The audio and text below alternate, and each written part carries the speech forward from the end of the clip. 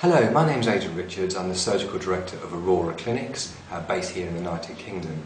We're producing a series of information type videos on different procedures, and this is the first in our series of videos on liposuction. And I'm going to be doing other videos, discussing the pros and cons and the different types, which areas are suitable for treatment, and things that can go wrong. It's always important to remember that. So the first thing is what is liposuction? And the answer to that is basically a technique where fatty tissue is removed by suction.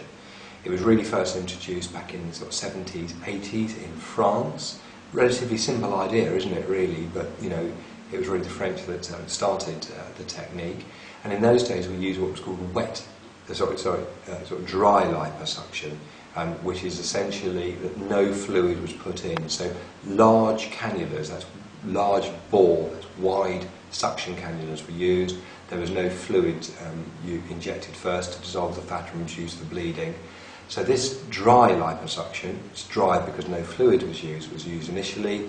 It worked, but since then we've come a long way forward with techniques which minimise bruising and swelling, and these techniques are really used, called wet liposuction, because in the wet techniques these fluids are used, as I said, to dissolve the fatty tissue, help it be removed, reduce swelling and bruising.